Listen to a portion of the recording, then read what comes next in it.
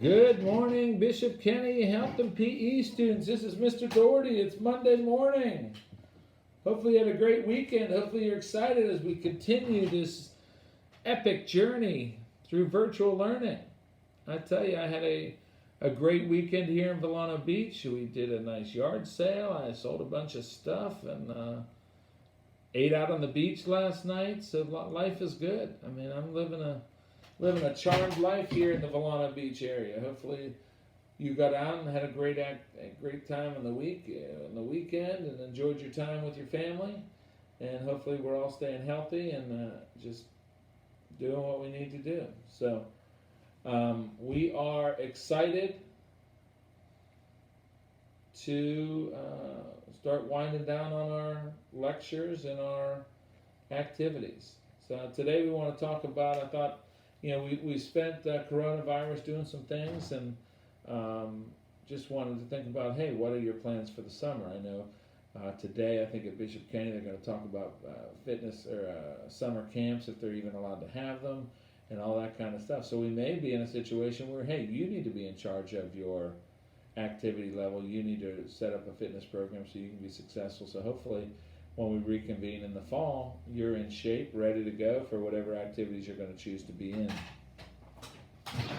I got online and started looking up, some things we can talk about when you're creating a fitness plan, and I found one from the Mayo Clinic that I thought was pretty good, and it's pretty basic, and it gets you 5 steps to get you started. So I thought I'd review those today and just kind of talk you through them, and hopefully, if you have some goals that you're looking to accomplish, you can take this plan and just kind of have an idea what you're doing with it. So, before starting, you can think about how physical activity can reduce the risk of chronic diseases, improve your balance and coordination, help you lose weight, and even improve your sleep habits and self-esteem. So, that's all good news. Hopefully, you can start a program in only 5 steps right here today. So, we're all in different places in our fitness journey and health journey. Hopefully, some of it will resonate with some of you, and you'll pick it up and figure out what's going on here. 5 steps. So, step number 1 is assess your fitness level. Okay. When you talk about what your current fitness is, obviously you could look at your weight. You could measure your waist and figure out how wide your hips are and how much your your waist circumference is. And then if you gain weight, lose weight, you can kind of track that. So, those are some interesting things you can do. But the easier things are to do. One is, hey, go out and run a quarter mile, run a mile, whatever it would be, and take a time and see how long it took you. Documenting your time can give you an idea, and you can always have an idea how fast or how slow you're going. You could also check it by your pulse. Run a lap around the track, go check your pulse and how hard was your heart working. If you're working out harder and improving, the number will go down on your pulse. Your heart's able to work more efficiently. Time, pulse, okay. You can also look at, for physical strength and endurance, how many push-ups can you do? You get down and you do push-ups. Maybe you do modified, maybe you do regular push-ups, and you just do the push-ups and say, hey, today I did 25 straight push-ups, and see if you can build on that, okay? There's no idea, and I fall into this trap a lot, where, we all have a plan or an idea or a goal, but we don't necessarily know how to get there. For example, let's say you want to be a cheerleader in the fall. Well, what are the steps you have to do to get there? One is obviously you have to have all your physical paperwork in. 2, perhaps, learn how to tumble or do that kind of thing, or stretching, and learn how to do the dances or the routines that they're going to ask you to do. It's not advisable that you just show up on the first day and be like, hey, I'd like to be a cheerleader. And they're like, well, do you have your paperwork? And you're like, no. So then that pushes you back a week or 2. Oh, I couldn't get a physical. I couldn't get this. So, understand, sit down and document, what is your goal? What do you hope to achieve? I always had this sign. I remember it. Man, I was in 7th grade, and the guidance counselor had a picture in his office, and it said, hey, if you don't have a goal, there's nothing to shoot for. And you had a picture of a kid playing basketball, and it was like, there's the hoop, but it didn't have the rim on it. So it's like, well, how do basketball? Could you imagine? It's just 10 guys running or 10 girls running around on a court, but there's no hoop. Well, it's hard to be successful in basketball if you don't have a hoop. So one is assess your fitness level, but also consider what your goals are. Okay. So once we design our fitness plan, okay, what's your goal in mind? Do you want to lose weight? Do you want to be a better runner? Do you want to be stronger? What is the goal? And a lot of times we put out this bland, I want to get stronger. Okay.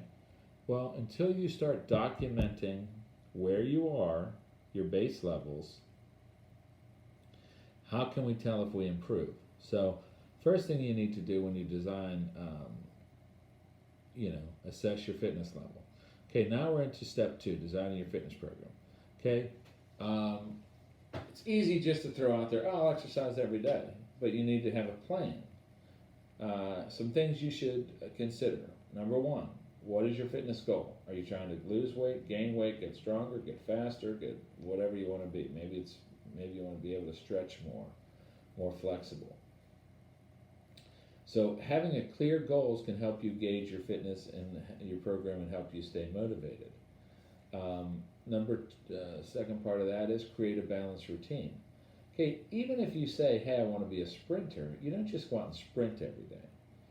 You have to incorporate maybe some fitness, some strength training. Perhaps you have to incorporate just some long distance running to build your cardio endurance, and then maybe you just focus on your sprinting. Okay, we want to recommend that you get 150 minutes of moderate aerobic activity. 75 minutes of that should be vigorous.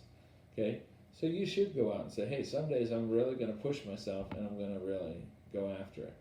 So you want to try to think about some things that can do that. And it doesn't always have to be running. It can be biking, it can be swimming, it can be rowing. Some activity to break it up, but also continue on your path of the goal that you're set. So when you talk about strength training exercise, you want to have working out for all major muscle groups, and you want to do it at least twice a week to see improvement. Aim to do a single set of each exercise, maybe a weight or resistance heavy enough to tire the muscles. For about, people say 8 to 12 reps, some people say 10 to 15, whatever your desired belief is.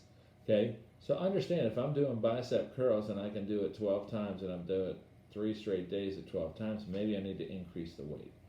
Okay, if you say, Mr. Doherty, I don't necessarily want to build big muscle mass, I just want to tone my muscles. Okay, so if you want to tone your muscles, you do light weight, high reps. To build muscle, you have to do heavy weight at less reps. Okay, so, for guys or girls who are like, yeah, I don't want to get all bulky, yeah, well, make sure you're doing full range of motion. We are trying to get the longest, leanest muscles you can get. Don't do half-arm curls, do the full range of motion. Now, when we talk about some other key points on that, number 2, designing your fitness program, hey, start slow and progress slow. Start low and progress slowly. So many times you're like, hey, Mom, Dad, I'm going to start a fitness program. I'm going for a 10-mile run. And you come back and you're like, dude, I'm never doing that again. Okay? Start slow and build up your activity level. Build activity into your daily routine. Perhaps, maybe you live close to shopping or something. Instead of riding to that or driving in a car, you could say, hey, I'm going to walk to that. And just try to increase just normal things in our daily life where you can gain a little bit of activity.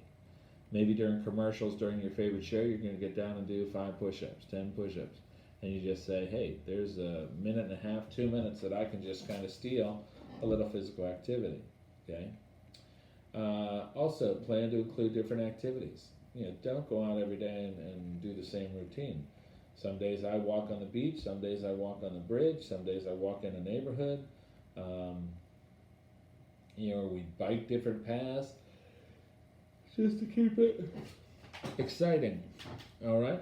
Also, try to build some high intensity training into. So, if you are just out biking, try to increase it. So you're, hey, I'm going to bike around this curve, or to the next house as fast as I can, or I'm going to run if I'm out on the bridge. There's light poles every little bit. I can always say, hey, I'm going to try to run to the next pole, or I'm going to run 3 poles, and just try to change up your intensity. And lastly, on this, you want to plan for some recovery time, okay? And you want to make sure you're giving your muscles a chance to rest and recover. So once you've done all that, then you want to document it all. You want to have it down. Maybe you buy a journal. Maybe you buy, we're doing good on these fitness logs. Maybe you try to keep it going for the summer. You just go buy one of these calendars at the Dollar Tree or something and just say, hey, every day I'm going to document my physical fitness activities. Hold yourself accountable. Success doesn't just happen, it's planned for. And as I always say, some people who fail to plan are planning to fail. So hopefully you're thinking about what your goals are for the summer. And sometimes I know that's so hard, or people just throw it out, hey, what's your goals? And I'm like, dude, I'm trying to survive today. But you want to think about it. You guys are all young, fit, and you have a whole world in front of you. So make sure you're making your best self. Okay, the next thing, number 3, is assemble the equipment that you need. And that could be as simple as a nice pair of running shoes or some sort of fitness shoes that you can, stay safe. You want to have something that are lighter in weight, and if you're going to be running, if you need CrossFit training because you're going to be training, well, maybe there's a different shoe for that.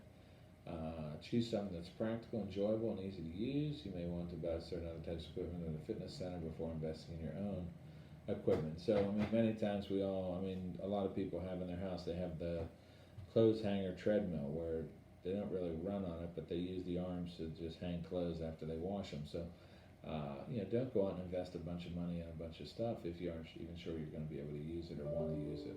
So, now let's get started. Number 4, getting started. Start slowly and build up gradually. Give yourself plenty of time to warm up and cool down.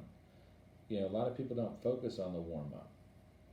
In our classes, we'd always start with a warm up, and people like to do their activity and then just stop. And it's like, no, you want to give your body time to just ease down and come off of its peak. Okay. Also, as you increase your stamina, it improves, gradually increase the amount of time you exercise, work your way up to 30 to 60 minutes of exercise most days of the week. That is a beautiful time. Right now we got plenty of time and plenty of things that we can work on to, build up to that. If you cannot do your exercise all at one time, maybe you break it up into segments. So, I talked about earlier where you jump up every commercial and you do 10 push-ups, and it's like, hey, by the time you're done watching TV for the day, maybe you've done 100 push-ups. Okay, don't just set up that big goal and say, oh, I'm going to do 100 push-ups, and 1, 2, 3, and then you're like, okay, at about 20, you're like, okay, I'm done. You need to, break it into small chunks and do it things. And that's just like your studies, everything else. Break it into small, manageable pieces so that we can handle it. Exercising in short sessions a few times a day may fit into your schedule better than a single 30-minute session. Any amount of activity is better than none at all. Okay. Also, be creative. Doesn't always have to be a strenuous run around the block. Maybe you're going to run it, incorporate biking, rowing, swimming. What can you do that you enjoy? If you enjoy it, you're more apt to do it. So hopefully we can try to find things that you enjoy and do it. Also, you want to listen to your body. I was probably playing on a club soccer team probably into my 40s. And it was amazing. After I was done, I'd come home from a game and I could barely walk the next day. My feet hurt so bad, and my body just was sore. My wife's finally like, okay, you got to do 2 things. One, get in better shape if you're going to continue to participate in these activities. And so, I have to make that decision. Do I want to continue to do it or not? But you need to listen to your body. Do not, maybe you're pushing your body too hard. If you feel like, it's too sore or whatever, understand. After day 1 or day 2, there is going to be soreness because you put your body into different situations that you hadn't been doing previously. So you want to make sure that you understand, okay, I'm sore, but that's just normal. Okay? Understand there's going to be some pain in the muscles, but you just have to continue to stretch. That's where we typically get into problems because kids will go work out hard, come back the next day, and like, oh, coach, I can't walk. Well, no, we need to put the body through a range of motions. Not asking you to do the same strenuous activity that you just did, just stretch the body out. Let's get that lactic acid out of the muscles so that we can continue. Or you'll be sore for days over days. We need to move that muscle and get that out of there so that you are ready to go. Lastly, monitor your progress. Okay? After you've done this, you've done all the work. Okay? Set a date, maybe 3 months, 6 months, whatever, where you're going to measure yourself again. Whether it's do that same mile run, maybe you walked a mile, maybe you just measure around your hips, maybe you step on a scale. Whatever you're looking to do, how can we judge whether we're being successful? Right now I'm trying to lose weight. My wife, we've tried to cut out all sugars and carbs, so I'm really trying to lose weight. I've lost 13 pounds, and today I stepped on the scale, and I was happy about that. Understand, weight is a constant battle. It's something you're going to deal with. Some of you deal with already right now, and some of you are going to deal with in the future, perhaps. It comes down to your great genes. In my family, we tended to get heavy and put weight on. So hopefully you're reaching your potential and following your goals and dreams and having the best life that you can be. But if you are not, then perhaps, hey, look at this plan. Maybe you can set something up and chart where you are currently and look to be what you want to be in the future. Every day is an opportunity, folks. What you do with it determines, where you're going to be the next day. So hopefully over this time of quarantine, hopefully on distance learning, we're getting out, we're getting active, and you're creating the body or lifestyle that you want. And I think, it's been a great time for self-assessment and also time. I just finished a book. Things have changed for me. We had our whole house painted. We had some interior house painting. I changed the toilet out. We had yard sales. I've painted fences. I've power washed. It's been a great time to get things done in my life. And it's like, okay, what are you doing to seize hold of what you need to do? Hopefully you can figure this out. And but all in all, life is good, and I hope it's good for you. And here is your exit ticket. I'm trying to figure out what I want to put down for that. And I appreciate you watching the videos, and hopefully you're gaining some knowledge out of it, or at least enjoying them.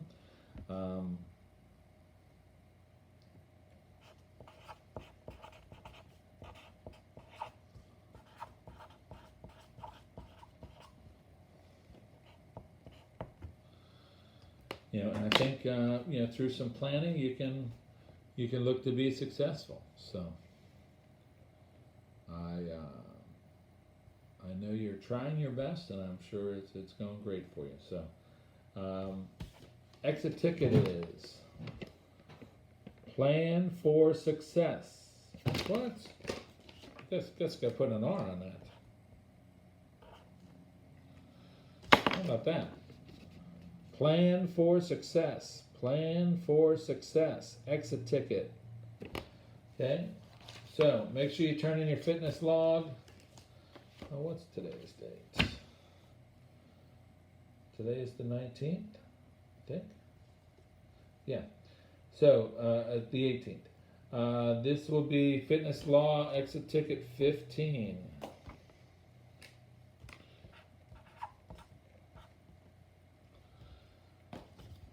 Okay, this is assignment 15, plan for success, exit ticket. All right, this is Mr. Doherty signing out here in Volano Beach, Florida. living my best life. Tomorrow, before our next thing, I will be clean shaven and look better. So I look like a wreck. But down 13 pounds, so I'm happy about that. So life is good here in Valana Beach. Hopefully you're living your best life. Talk to you soon. Bye.